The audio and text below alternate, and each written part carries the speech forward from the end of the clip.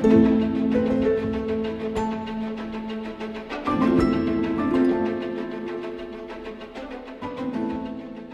guys, we back again with a team from the last grade first, talking about the upcoming Antarctica crossing. My name is John and I'm here with Gareth and Richard. Hey guys, how's it going? Hey John, how you doing? Good. Hey John, how you doing? Good to see you again. Yeah, great to see you guys too.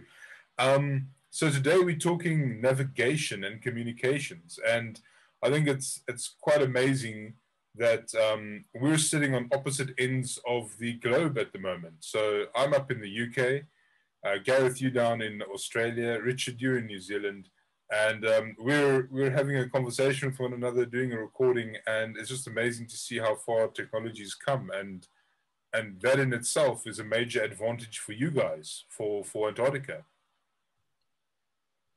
Yeah, absolutely. And, it's one of the fundamental differences between, modern day exploration and those, those people that were exploring during the heroic age, where we will hopefully be in 24-hour contact with our base camp and also in contact with our family and other loved ones throughout the expedition, and those things have a massive contribution to both our safety, the success of the expedition, and also our mental health, to be able to speak to our families, and it's there that lies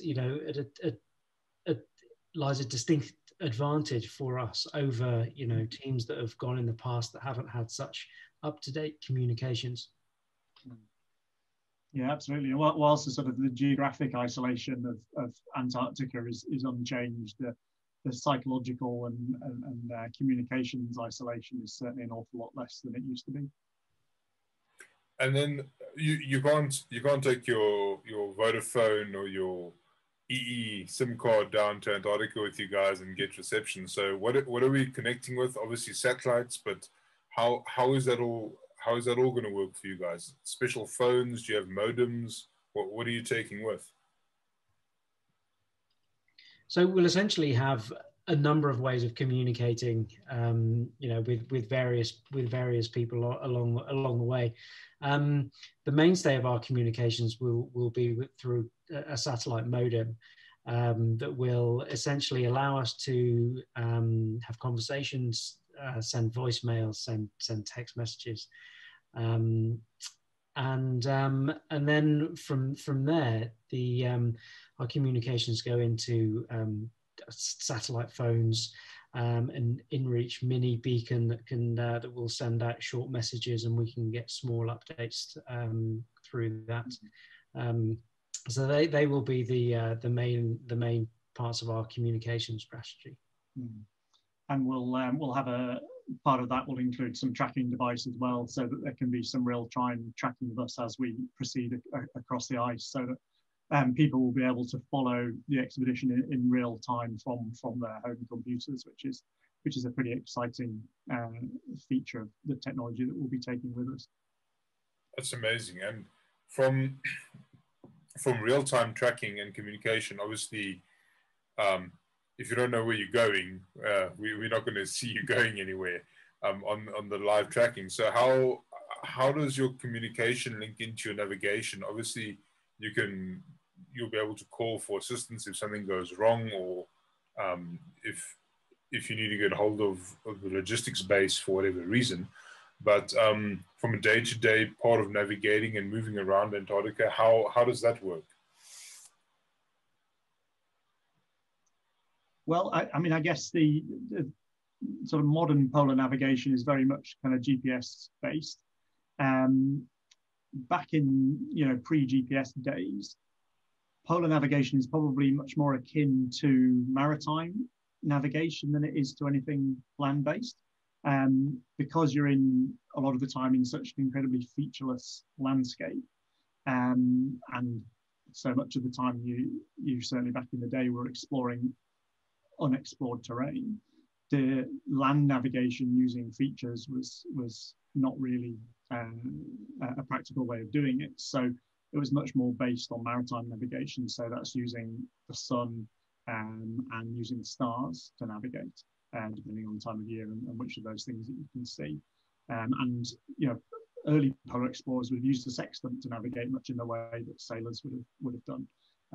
But of course, with the advent of GPS, and GPS is perfectly suited to navigating through featureless terrain.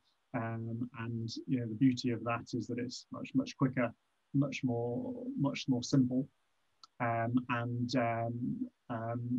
can be used to track our progress and direct us to certain specific waypoints, based on modern mapping techniques. And mapping of Antarctica is really quite advanced these days, using aerial photographs, satellite and radar data. So all of that lot can integrate now to allow us to have a very accurate idea of where we are, and to make it very easy for us to get ourselves to very specific points. And that's something that we're incredibly lucky to be able to take advantage of in the modern era. And with that said, you know, we won't be solely relying on you know, GPS and modern technology to get us through. I think it's fundamental on any big expedition to have the basics there, just in case, you know, all the newfangled equipment just you know, stop working. So we'll have our compasses, and we'll have our compasses on mounts and set our bearings, and you know, the majority of the time, what's quite enjoyable about polar travel is that you can, you know, just have your compass bearing, and then essentially, yeah. So if, you know, if the modern technology fails, then we need to fall back on our, you know, our skills as outdoorsmen. And, you know, that involves being able to use a compass proficiently, being able to set a compass bearing, and then use the elements like the position of the sun to navigate by. And that's one of the most enjoyable things that I find about you know, polar skiing. You can just, the occasional glance at your compass to make sure that you're on the right bearing, but otherwise just tracking the position of the sun to guide you, you know, on your way. It's actually really it's really quite a nice way of navigating and traveling. And yeah, and just to expand on what Gareth was saying, so if you can imagine that you when you're in an environment like that for an extended period of time, traveling in essentially the same direction day after day, you get a real sense for your environment and a real sense for kind of the natural rhythm of the world. So as Gareth says, you can take your GPS waymarker or your old-fashioned compass to give yourself a general direction. But what you don't want to be doing is constantly looking down and referring to these to keep yourself going in a straight line. And actually, you can become aware of where the sun should be as it crosses over the sky over the course of the day, or indeed where your shadow should be relative to the direction that you're traveling in. And you can use that to just make sure that you're constantly adjusting, constantly keeping a straight line, and then just occasionally just double checking with the technology. So, and the same thing with wind direction, you know, which by and large, once you get started for the day, you'll get a feel for where exactly the wind is, whether it's straight into your face, coming to you from one side or the other, or behind you. And you can use that to keep yourself steady, and pointing into the same, sort of having the wind on the same part of your face for the whole day. And using that kind of natural environment and natural cues is a really, I don't know, it's a very psychologically nice way of doing things, and it forms part of one of the reasons that Gareth and I love polar travel, which is this connection it gives you with your environment. And then, of course, you have days where you're stuck in a white box. You know, you can go days on end where you don't see any features at all. You know, you can't. There's no horizon. There's no up or down. There's just white all around you. And especially if you're the one in front navigating and breaking trail, you know, those days are psychologically very difficult. And if you spend, you know, the majority of the day staring down at a GPS to make sure you're going in the right direction, it's incredibly draining. And on days like that, Rich and I in the past have had shorter stints at the front, being the navigator, give ourselves a break, basically, because it is mentally taxing. I remember especially when we were up on the Vatnajökull in Iceland, days on end in a cloud, basically, and so we really had to work hard in terms of navigation and keeping mentally strong. And out of interest, your route that you guys have set up. I know when we were in the subantarctic regions and when we've done expeditions, we put way markers along the route. Obviously, the route, as you say, the terrain changes, and there might be a crevasse, or there might be something in the way. But at least those way markers are an indication as to the direction that you need to go on your GPS. Are you guys going to be doing something similar on your GPSs? Obviously, the route might change depending on the weather, but your goal is to get to the South Pole from the coast, and then from the South Pole to the other coast. Are there numbered markers so that you also psychologically feel as if you're achieving something? Because the constant white and the consistency of the terrain might just make you feel as if you're just going in the same place every day. Whereas we found that those numbered markers in the past on our projects and expeditions have given us a sense of achievement, even though we know where we're going. It just kind of ticks it off on the list. Would you be doing something like that? Yeah, absolutely, John. So we'll use that kind of waypointing system is a classic way of navigating by any method, particularly GPS. And as you say, that psychological impact of ticking off waypoints is really valuable, because we could theoretically probably be a very small number of waypoints we actually need along the length of the route, and they'd be very concentrated in to the area where there's complex navigation, which is our passage through the Transantarctic Mountains.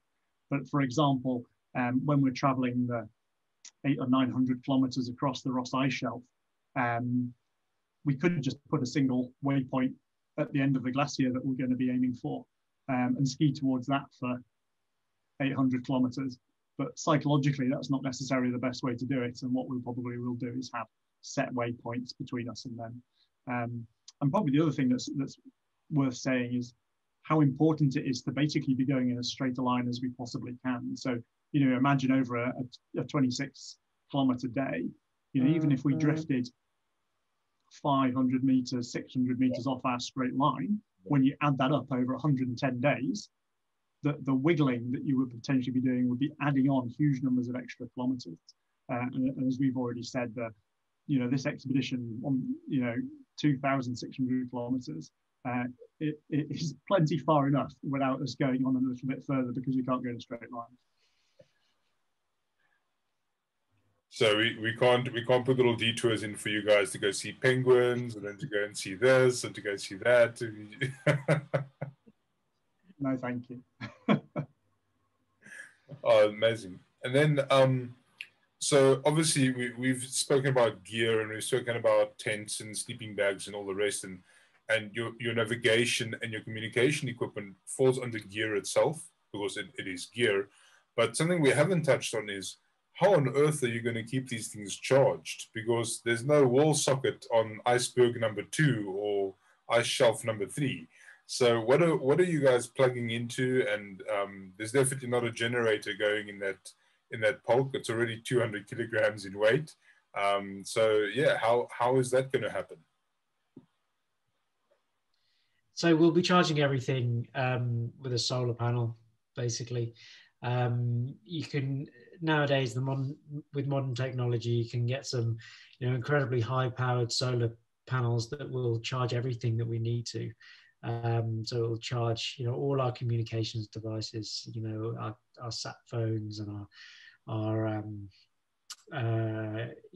all the other devices that we'll need, especially the devices that we will be using to listen to music and read books and make notes and all that stuff. All that stuff needs to be charged, and we need something that's going to charge all our stuff really efficiently, because the last thing we need is me and Rich arguing over who needs to charge whose Kindle and whatever. Absolutely. And the one thing Antarctica isn't short of is is wind power, but it's also not sort of solar power, and the UV radiation that comes down on Antarctica is really pretty extreme, and so actually solar charging is an incredibly practical way of providing electrical power when you're in Antarctica. No, amazing. And yeah, and as you said in the beginning, that the isolation from a physical perspective is still there, and the geographical perspective, but the equipment has advanced so much that there are some creature comforts like solar panels and the ability to phone home and get in contact with your team throughout the expedition. So yeah, like we're talking on different ends of the globe at the moment. I'm sure we'll keep chatting going forward, and we'll touch base while you're in Antarctica as well. But thank you guys so much for your time today and just shedding some light on your routing, your navigation, and your communications. Yeah, no worries. It's great to talk to you, John. And you look, I think the main thing about our communications is that we're working really hard to be able to send, videos and photos and certainly blog updates via our various devices, so people can follow along and get real-time updates. And so, if you do want to follow the expedition, then please visit our website, check out our Instagram, and all that good stuff. And thanks very much for listening. No worries. Thanks very much, John, and thanks for all you guys at home listening. And as Gareth says, if you like this, then please sort of like, share, subscribe us over the social media, and sign up for our newsletter as well, which you can do via the website for all the latest updates.